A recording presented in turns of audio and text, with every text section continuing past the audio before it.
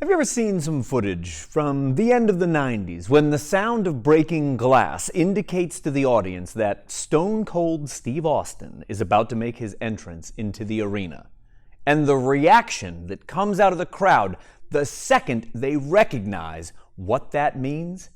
That's an important audio cue in professional wrestling, and today I want to explain the importance of 4 essential audio cues.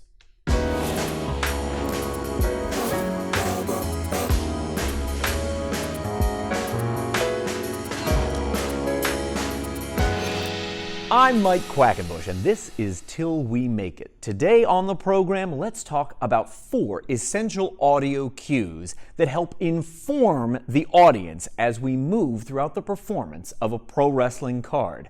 And we'll talk about why each and every one of them is important and, sadly, sometimes overlooked in its importance.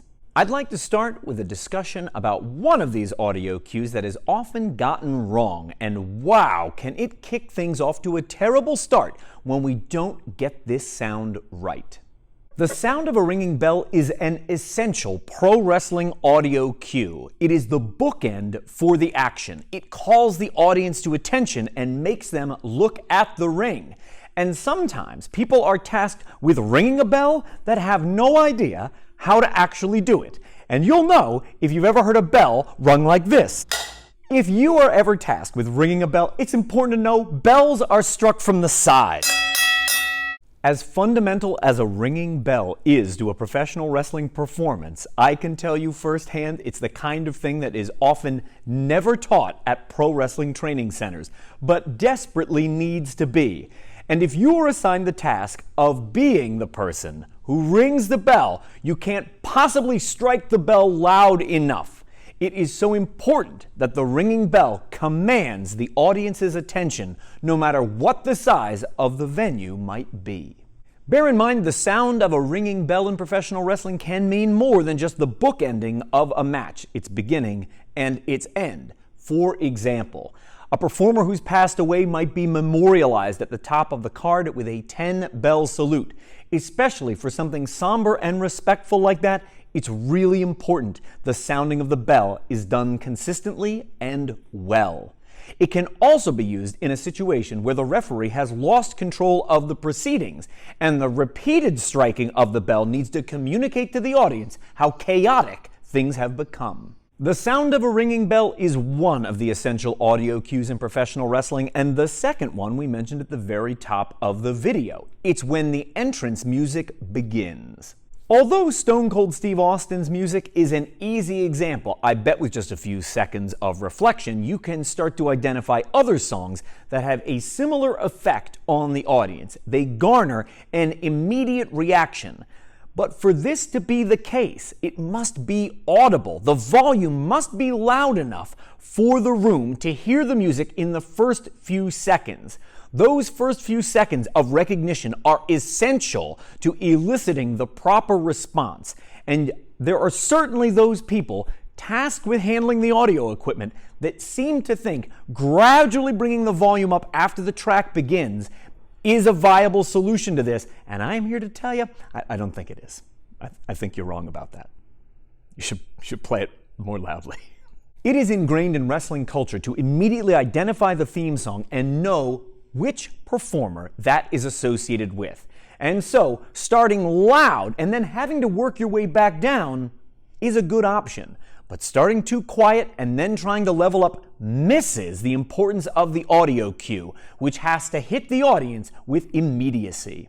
The third essential audio cue in professional wrestling is the sound of a human body hitting the mat. It's our bumps, because in the mind of the viewer, this is directly associated with action.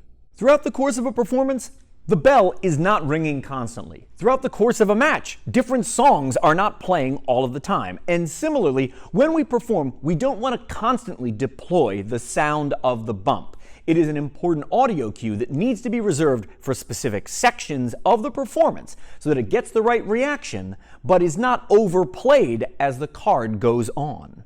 If you're looking for a more in-depth explanation of how the sound of a bump can be used to convey to the audience that the fireworks factory is finally going off, I will link to a related video up above for you to check out. But in short, keep in mind that using the sound of the bump over and over and over again in the match will eventually contribute to monotone with the audience. Everything will start to sound the same. There are times when you want to deploy it, there are times when you want to reserve it, and then there are times where you want to put that back on stage again to ensure you get the right reaction. And the fourth and final essential audio cue of professional wrestling is probably one that we all take for granted. The sound of the referee striking the mat is one of the most essential sounds in all of pro wrestling. I would like to think that it goes without saying how critically important the referee is to the overall performance of professional wrestling. And the sound the referee's hand makes, slapping the mat on each count, is a perfect illustration of how that enhances or can detract from any performance. When the count is loud and clear, so everyone in the audience can hear it, even if they cannot see the shoulder blades of the wrestler being pinned, they are able to follow the story. But when the hand does not strike the canvas with enough force to make that sound, that essential audio cue of what we do, parts of the audience are losing track of the story. If you're lucky enough to work with an official whose count is always loud and clear, then sometimes it is easy to forget the value of it. But you need only be in the ring with a referee whose hand does not generate enough sound off of the mat with each count to realize how that somehow makes the performance seem wrong.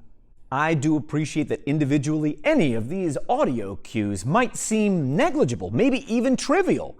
What does it matter if the bell isn't rung exactly right? Or what does it matter if the referee's count cannot be heard by everybody in the audience? But when all of these audio cues, which are considered essential to the performance of professional wrestling, are not delivered in a method familiar and consistent to the audience, it detracts from the overall presentation of the pro wrestling we are working so hard to make. Do you know someone who rings the bell with all the ferocity of Tinkerbell alighting on a tulip bulb? Please share this video with them.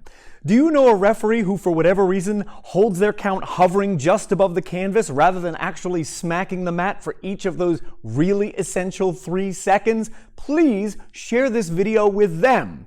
And I'm curious to know what you think might make up any other essential audio cues in the world of professional wrestling.